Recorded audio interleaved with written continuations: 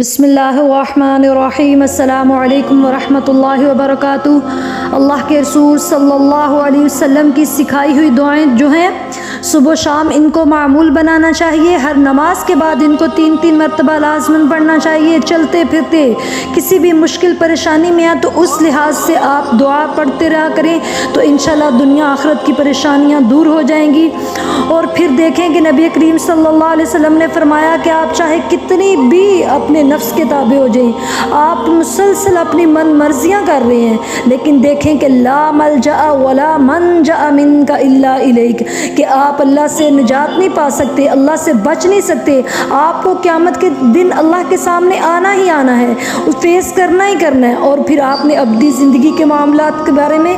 آپ کے ساتھ معاملے پیش ہونے ہیں، جو اس دنیا میں کاٹیں گے وہی آپ پھر کاٹیں گے۔ تو اس لیے ہمیں زیادہ سے زیادہ نبی کریم صلی اللہ علیہ وسلم کی دعاؤں کو، بتائی ہوئی دعاؤں کو فالو کرنا چاہیے، تاکہ ہماری دنیا کی بھی تمام جو مشکلیں پریشانیاں وہ حل ہو جائیں، اور آخرت کی جو ابدی زندگی ہے وہ بھی ہماری انشاءاللہ سنور جائے۔ اللہ کے نبی صلی اللہ علیہ وسلم کے نقش قدم پہ اپنی زندگی گزاریں۔ اور جو میں پہلی آپ کو دعا بتاؤں گی کہ جو شخص 3 مرتبہ صبح اور 3 مرتبہ شام کو یہ دعا پڑھ لے، یہ سنن ابی داؤد کی روایت میں ہے کہ کبھی بھی اچانک کوئی بلا اسے نہیں پہنچ سکتی، کوئی بھی چیز وہ ایسی کھا لے، ایون کہ اگر زہر تک بھی اس میں ہو تو وہ اللہ پہ توکل کر کے اس دعا کو، حدیث کی دعا سمجھتے ہوئے پڑھے گا تو انشاءاللہ کوئی چیز اس کو نقصان نہیں پہنچائے گی۔ بسم اللہ الذی لا یضر مع اسمہ شیء فی الارض ولا فی السماء وہو السمیع العلیم۔ اسی طرح دوسری دعا رسول اللہ صلی اللہ علیہ وسلم نے فرمایا کہ صحیح مسلم کی روایت ہے کہ انسان جہاں بھی رہتا ہے، جہاں بھی پڑاؤ ڈالتا ہے، یعنی اگر ایک کنٹری سے آپ دوسرے کنٹری جا رہے ہیں، ایک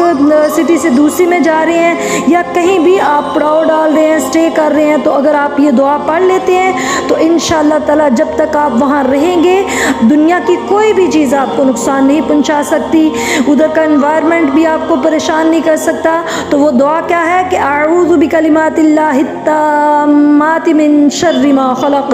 اسی طرح تیسری دعا جو انسان کو معمول بنانی چاہیے کہ اگر کسی کو غم آئے، پریشانی آئے، کوئی بیماری آئے، انسان پہ کوئی سختی آئی ہے، کسی فکر میں مبتلا ہے، تو یہ دعا پڑھ لے، اللہ اللہ ربی لا اشرک بہ شیئا، اللہ اللہ میرا رب ہے، میرا پالنے والا ہے، میرا مشکل کشا ہے، میرا حاجت روا ہے، میرے تمام دنیا آخرت اور دین کے معاملات جو سارے سیٹلمنٹ کرنے والا وہ میری اللہ کی ذات ہے، لا اشرک بہ شیئا، میں اس کے ساتھ کسی کو بھی شریک نہیں ٹھہراتی، میں سب کچھ اس سے مانگتی ہوں۔ تو وہ صحیح الجامع کی روایت ہے کہ اس دعا پڑھنے والے کو رب تعالیٰ سختیوں سے بھی بچاتے ہیں اور فکر، پریشانیاں اور بیماریاں بھی اس سے دور کر دیتے ہیں۔ وہ دیکھیں کہ صبح شام اگر اس کو آپ حسبی اللہ لا الہ الا هو علیہ توکلت وہو رب العرش العظیم کے ساتھ 7 دفعہ یہ دعا بھی پڑھیں تو اس کی بھی بے حد فضیلت ہے۔ اور چوتھی دعا جو کثرت سے رسول اکرم صلی اللہ علیہ وسلم پڑھا کرتے تھے، جامع ترمذی کی روایت ہے کہ یا حی یا قیوم برحمتک استغیث، اے ہمیشہ سے زندہ رہنے والے اور اے سب کو تھامنے والے،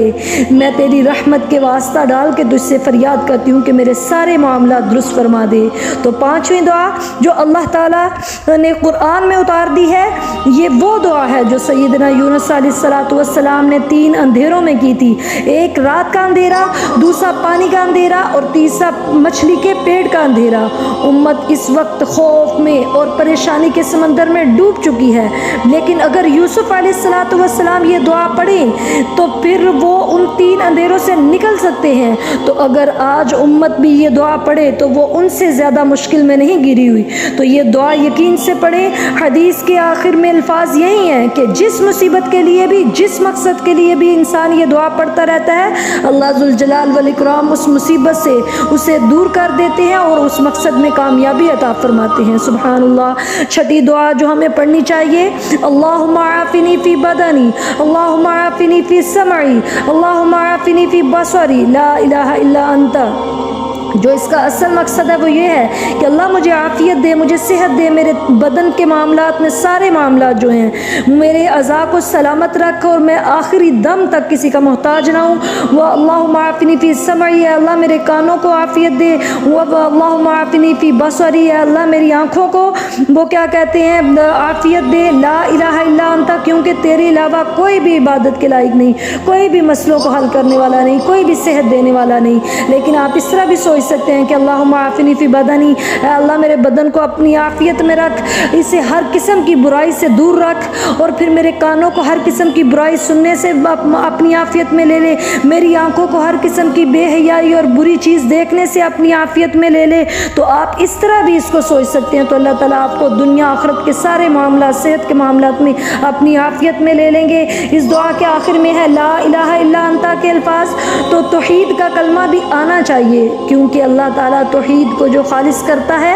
اللہ اسے امن دیتے ہیں، جو توحید کو خالص کرتے ہیں اور شرک کی آمیزش نہیں کرتے اللہ انہیں امن سے نوازتے ہیں اور ہر بیماری، پریشانی، دکھ اور مصیبت سے بچاتے ہیں، اور بے شک یہی لوگ ہدایت یافتہ ہیں۔ اور پھر رسول اللہ صلی اللہ علیہ وسلم نے ایک ساتویں دعا بھی سکھائی کہ اللہم انی اعوذ بک من منکرات الاخلاق والاعمال والاہواء والادواء،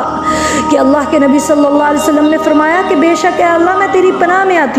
آتا ہوں برے اخلاق سے، برے اعمال سے، بری خواہشات سے اور ہر قسم کی بری بیماریوں سے۔ جب انسان برے اخلاق، برے اعمال، بری خواہشات اور بری بیماریوں سے اللہ کی پناہ میں آ جاتا ہے اور وہ دعا قبول ہو جاتی ہے اکثر پڑھنے کی وجہ سے، تو انشاءاللہ جس کا اخلاق بہتر ہے، جس کے عمل بہتر ہیں، جس کی خواہشات نیک ہو جائیں گی، بری خواہشات سے وہ بچ جائے گا، ہر قسم کی بیماری سے بچ جائے گا، تو اس کی انشاءاللہ آٹومیٹکلی دنیا آخرت سمجھ جائے گی۔ اس دعا کو بھی یاد کر کے اپنا معمول بنا لیں۔ اور آٹھویں دعا جو اللہ کے نبی صلی اللہ علیہ وسلم نے ہمیں بتائی کہ اللہم انی اعوذ بک من البصر والبرص والجنون والجذام ومن سیء الاسقام، کہ اللہ مجھے برس کی بیماری سے، پاگل پن کی بیماری سے اور ہر قسم کی بری بیماریوں سے اپنی حفاظت میں لے لے۔ اللہ تعالی ہمیں کسی کا محتاج نہ کرے، اللہ تعالی آل ٹائم ہمیں آخری دم تک صحت و عافیت سے نوازے، آمین۔ اور نامی دعا اللہم انی اعوذ بک من الفقر والقلۃ والذلۃ ونعوذ بک من ان نظلم او نظلم، کہ اللہ بے شک میں تیری پناہ میں آتی ہوں محتاجی کی زندگی سے، اور وہ کیا کہتے ہیں قلت اور ذلت کی زندگی سے، اور اے اللہ بے شک میں تیری پناہ میں آتی ہوں کہ میں کسی پہ ظلم کروں یا کوئی مجھ پہ ظلم کرے، اور جب ہم کسی پہ ظلم نہیں کریں گے تو گناہوں کی دلدل سے بچ جائیں گے، کوئی ہم پہ ظلم نہیں کرے گا تو ہم ہر قسم کی پریشانی سے دور رہیں گے۔ تو دیکھیں ماشاءاللہ کتنی زبردست دعا ہے۔ اور 10ویں دعا اللہم رب النبی محمد صلی اللہ علیہ وسلم